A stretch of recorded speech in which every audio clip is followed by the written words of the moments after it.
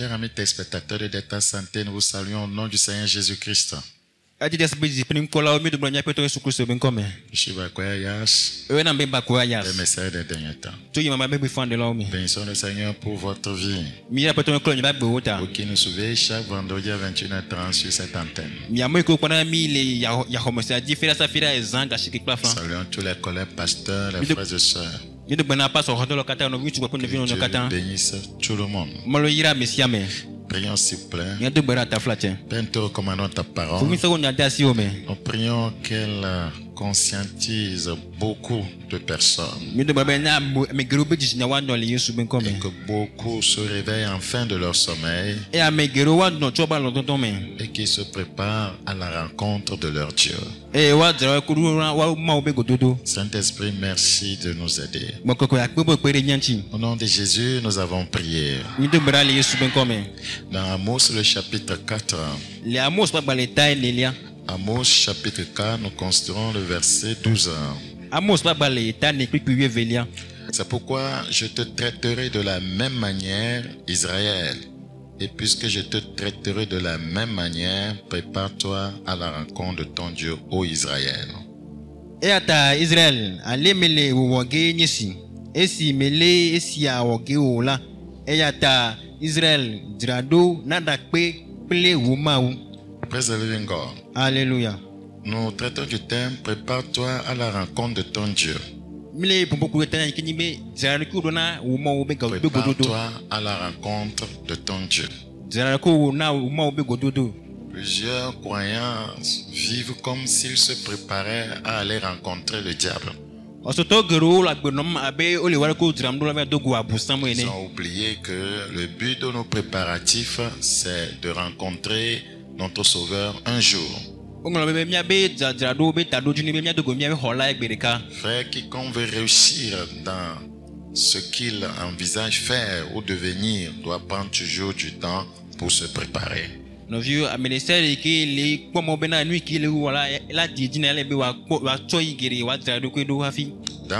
le contexte d'Amos chapitre 4, le verset 12, Dieu demande à son peuple de se préparer pour rencontrer sa colère. C'est pour rencontrer sa colère. Frère, je voudrais terminer en posant cette question. Que devons-nous faire? Que devons-nous faire pour échapper à la colère à venir? De façon pratique. De façon pratique. Nous devons rejeter toutes les œuvres des ténèbres. Nous devons rejeter toutes les œuvres des ténèbres. C'est tellement important. 2 Corinthiens chapitre 4, verset 2. 2 Corinthiens 4, 2. Nous rejetons les choses honteuses qui se font en secret. Nous n'avons point une conduite astucieuse. C'est important. Conduite astucieuse. Et nous n'altérons point la parole de Dieu. Ne me demandez pas de falsifier la parole, de l'altérer. Ne me le demandez pas. Et nous n'altérons point la parole de Dieu. Mais en publiant la vérité. Nous sommes appelés à publier la vérité. Nous nous recommandons à toute conscience d'homme devant Dieu. Agissons dans la vérité. Voulez-vous échapper à la colère à venir? 1. Renoncer, rejeter toutes les œuvres des ténèbres. 2. Agissons dans la vérité. Jean 3, le verset 21. Jean chapitre 3, le verset 21. Jean 3, 21. Mais celui qui agit selon la vérité vient à la lumière, afin que ses œuvres soient manifestes, parce qu'elles sont faites en Dieu. Nous devons faire tout en Dieu. Nos œuvres doivent être faites en Dieu. Si ce n'est pas fait en Dieu, on cache ça. Si c'est fait en Dieu, on vient à la lumière. Très important. 3. Soyons honnêtes et transparents. Soyons honnêtes et transparents. transparent. Chrétien, sois honnête et transparent. Comme vous lisez Exode 24, 10, la Bible dit que le Seigneur est transparent.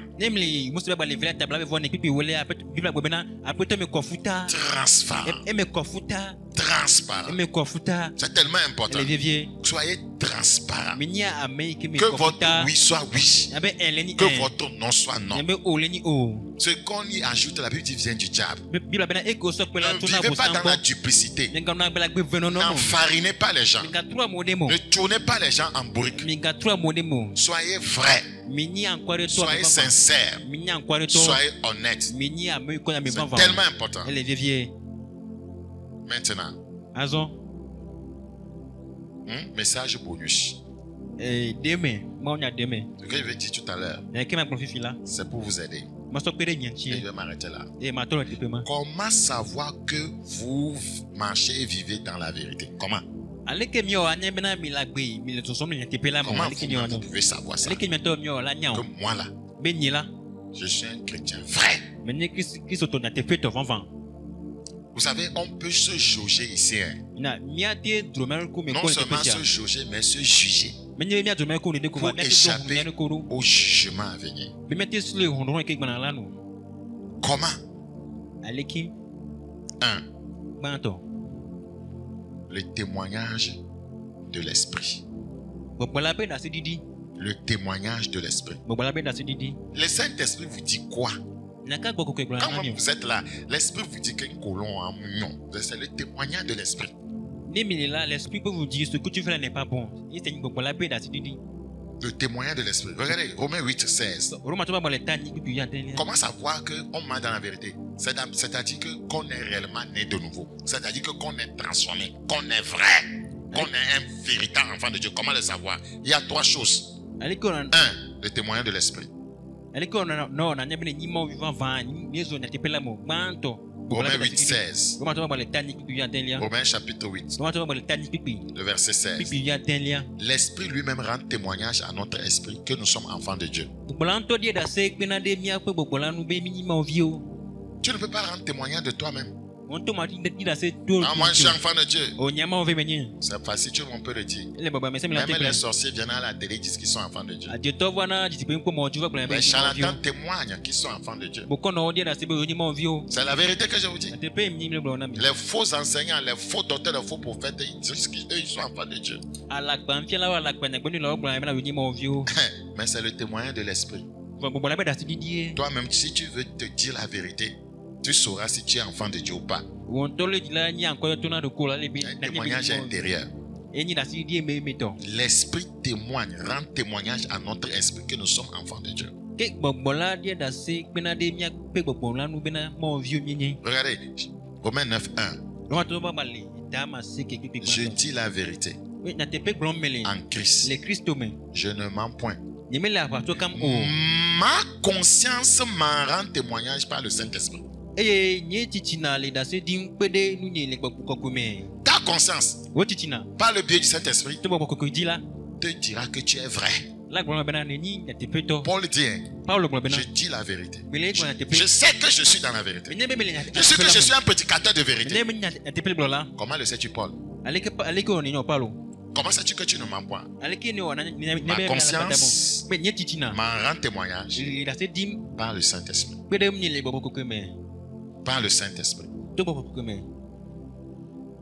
Si tu n'es pas vrai, ta conscience va te rendre témoignage aussi par le Saint-Esprit. Ça va te déranger. 2. Comment savoir que je suis véritable?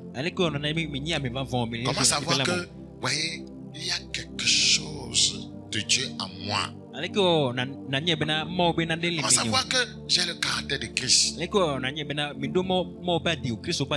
témoignage des saints. Le témoignage des saints.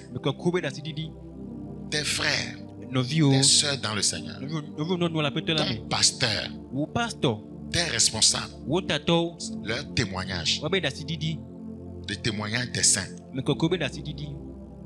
Si les frères se plaignent de toi, si le pasteur se plaint de ton caractère, il y a un problème dans ta vie. Parce que leur témoignage compte aussi. Regardez, 1 Samuel 12. 1 Samuel chapitre 12. Le verset 3.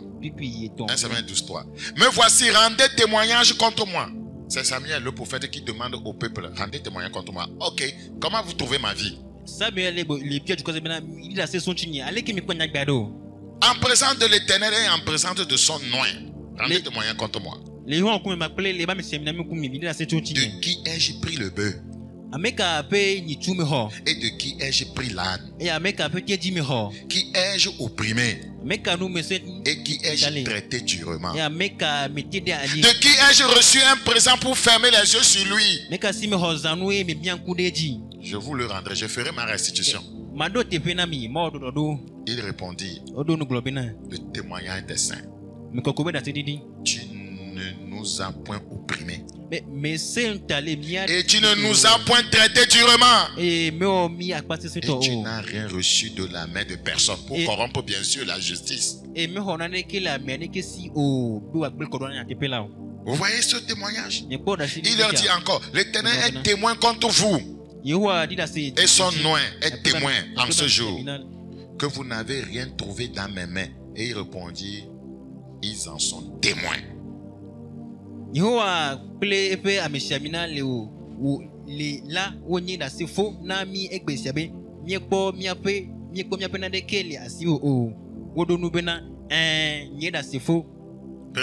Alléluia. On a vu des fidèles qui se querellaient avec le pasteur parce que le pasteur empruntait de l'argent. C'est pas un bon témoignage, ça. Un pasteur ne prête pas de l'argent chez les fidèles. Tu ferais mieux de te cacher pour aller le faire quelque part. Ça ne t'honore pas. Je ne dois à personne. Si personne ne m'aide, alors les corbeaux m'aideront. Frère, s'il te plaît, parce que je vois que tu as un véhicule, parce que je vois que tu as des biens, tu veux me passer 300 000. Je ne l'ai jamais fait. Et je ne le ferai jamais. Ce n'est pas une bonne chose. Ce n'est pas un bon témoignage. Et quand les gens entendent ça, ce n'est même pas bon pour ces fidèles-là. C'est mauvais. Ce sont de mauvais fidèles, ça. Donc, le témoignage des saints important. Nous sommes dans Actes chapitre combien? 22. Actes chapitre 22, le verset 12. Actes chapitre 22, le verset 12. Qu'est-ce que les frères disent de toi? Actes 22, le verset 12. Or, un nommé Ananias, homme pieux selon la loi, et de qui tous les Juifs demeurant à Damas rendaient un bon témoignage, vint se présenter à moi. Tous les Juifs de Damas rendaient bon témoignage sur cet homme.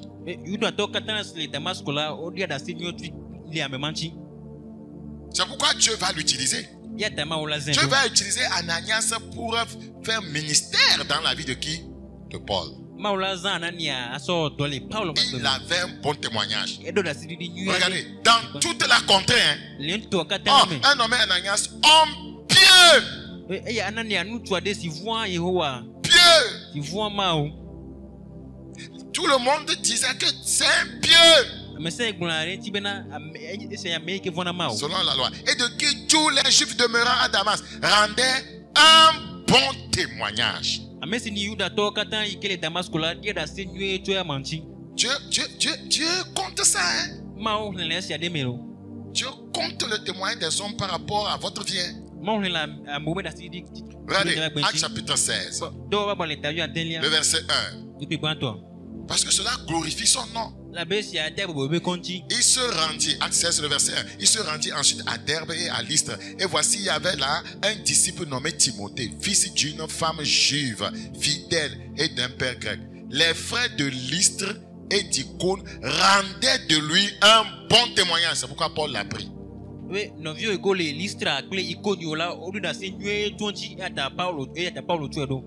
Il rendait un bon témoignage de Timothée. Écoutez encore. Il dit, les frères de Lystre, ce sont les saints, les frères. Les frères de Lystre et d'Icône, les saints, rendez de lui un bon témoignage.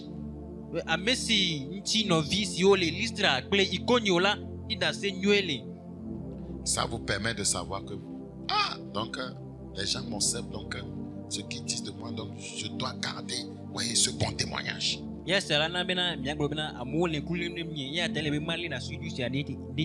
Tu es chrétien. C'est ce que toi-même tu dis. Tu es dans une maison à location.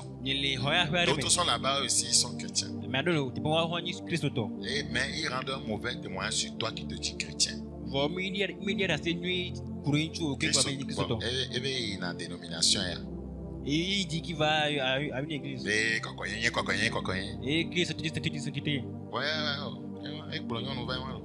voilà, il a amené une fille. C'est pas un bon témoignage. Tu salis l'église même.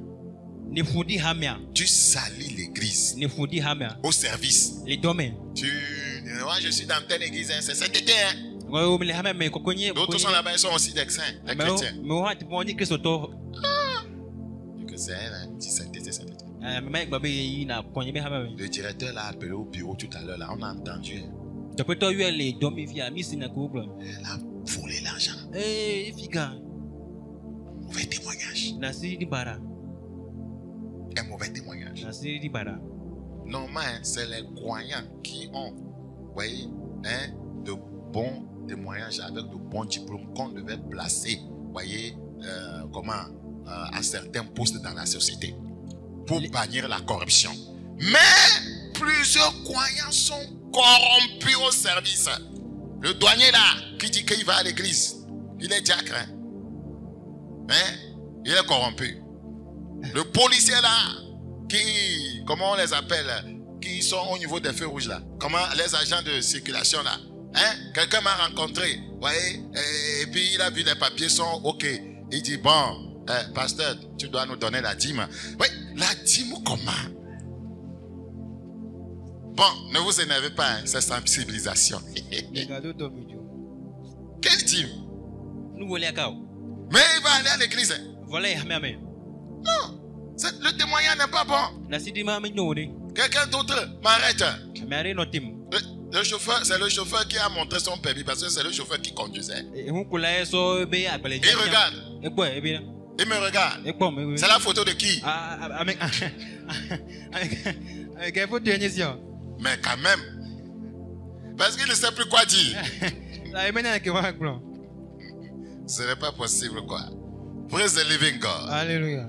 Alléluia. Amen. Tout le monde va à l'église seulement que les gens ne pratiquent pas la parole. Tout le monde va à l'église. Aujourd'hui, évangéliser le maître devient difficile.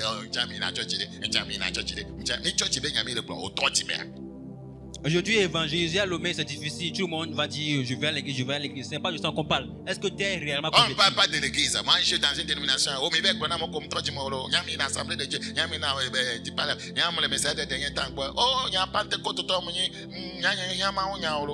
Mais, et Togolais à janvier avec Homme, balayé et au saumon. Eh, tiens, il a Tchochi. On doit se dire la vérité.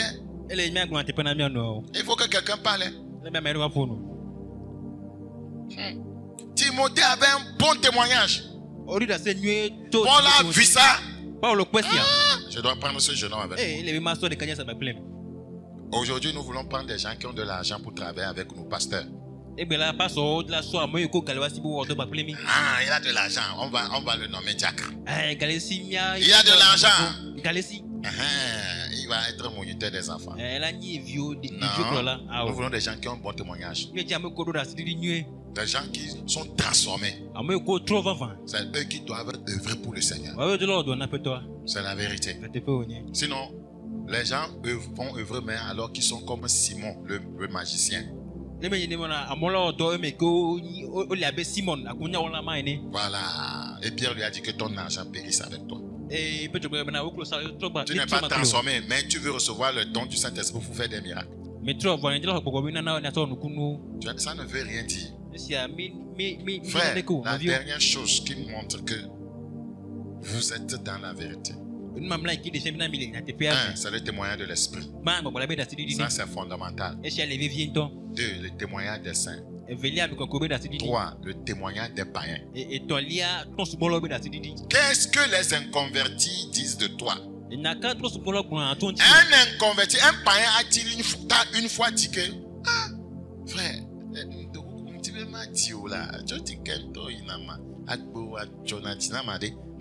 une fois dit ça. Frère, j'apprécie ta vie, j'aimerais te ressembler. Est-ce que tu vas à quelle église? Mais aujourd'hui, il faut insulter les soi-disant chrétiens. Regardez-le. Il dit qu'il va à l'église. Il dit qu'il va à l'église. Regarde la vie qu'il mène. Tu t'as des démons, les noirs, mais les ouah, tu vois, les tacons, et que soient les tacons para, ou les tacons, d'oringa, mais quoi? Ce monsieur avec sa famille, ils sont en train de se poser du roman. Et la femme sort en pleurant, un œil bien gonflé. Et non, la vie, et les païens qui sont là-bas, regarde. Et moi, jamais je n'irai à leur église. Fausse église, Bélani. Ça doit être une fausse église. Je ne crois pas que si ce pasteur enseigne la vérité, les gens vont mener une telle vie. Quand vous vérifiez, le pasteur enseigne la vérité, c'est qu'ils ne sont pas convertis. Beaucoup de pasteurs qui sont vrais sont insultés chaque jour. À cause de vous, le nom de Dieu est blasphémé. Parce que les gens vont juste à l'église. Le témoignage des païens. Marc 15, 39. Marc 15, 39. Tu dis que tu es une jeune fille étudiante. Tu chantes dans la chorale. Cet étudiant païen, comment il a fait pour t'enceinte? Et c'est quel témoignage tu donnes? Marc 15, 39. Le centenier qui était en face de Jésus, voyant qu'il avait expiré de la sorte, dit: assurément, cet homme était fils de Dieu. Les païens doivent dire ça de nous. Assurément, cette soeur, ce frère, c'est un fils de Dieu.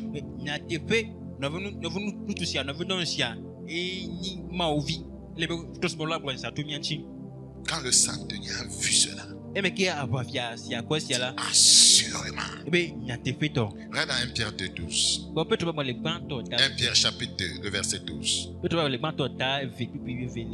Ayez au milieu des païens une bonne conduite. Afin que là même où ils vous calomnient comme si vous étiez des malfaiteurs. Comme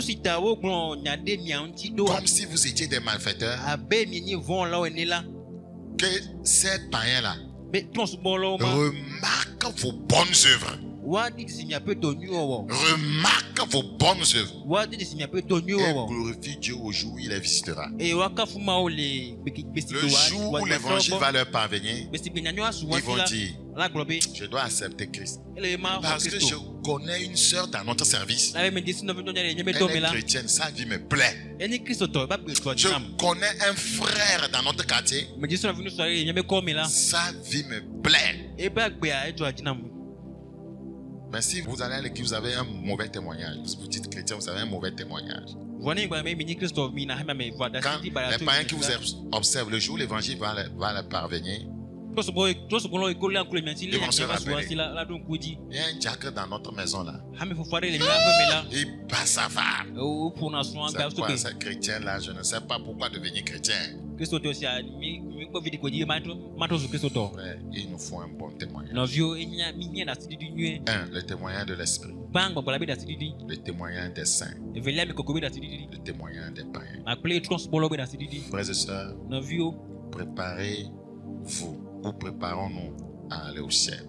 Préparons-nous à partir à l'enlèvement. La trompette sonnera. Les saints morts en Christ ressusciteront premièrement. Et nous, les saints vivants, serons ensemble enlevés avec eux à la rencontre du Seigneur dans les airs.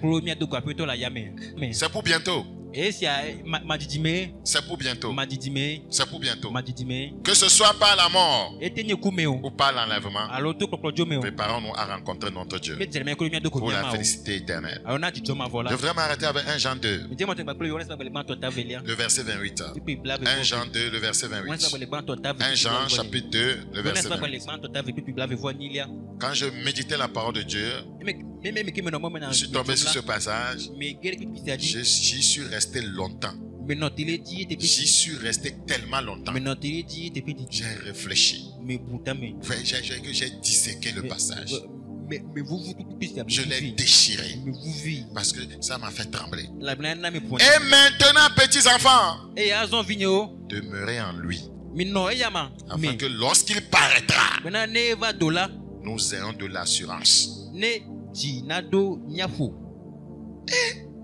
Le péché ne peut pas avoir assurance devant Dieu. Le péché ne peut pas avoir l'assurance devant Dieu. Nous ayons de l'assurance. Et qu'à son avènement, nous ne soyons pas confus et éloignés de lui.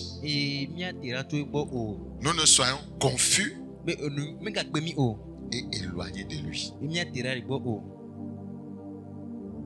Nous ne soyons confus et éloignés de lui. Le pécheur sera confus devant le Seigneur. Parce qu'on va te montrer des choses là, avec des preuves. Tu seras confus. Tu n'auras rien à dire. C'est pourquoi il dit demeurons en lui. Le jour où il paraîtra, qu'on ne soit pas confus. As-tu fait ta restitution? Tu es dans la confusion. As-tu pardonné à tes frères qui t'ont offensé? Tu es dans la confusion. As-tu obéi à tel passage des Écritures? Tu es dans la confusion. Quand il t'a dit de faire ça, est-ce que tu l'as fait? Tu es dans la confusion. Et la suite, c'est que tu seras éloigné de lui. Et on criera. Dis pas. Et c'est fini. Un vent te soulève. Et t'envoie en enfer. Parce que quand tu es confus, c'est que tu dois être éloigné. Si tu n'es pas confus, c'est que tu as de l'assurance. Job a dit qu'il se présentera devant le Seigneur avec assurance. Qu'il ne fait, voyez, aucun reproche sur sa vie. Parce que Job avait le témoignage de l'esprit. Job avait le témoignage des frères. Job avait le témoignage des païens. Et il avait de l'assurance. Frère, je ne veux pas que tu sois éloigné de lui un jour. Je ne veux pas non plus être éloigné de lui. Si vous savez qu'il est juste, connaissez que quiconque pratique la justice est né de lui. Frère, un jour vient. Un jour vient. Un jour vient. C'est un jour terrible. Préparons-nous à échapper à la colère à venir.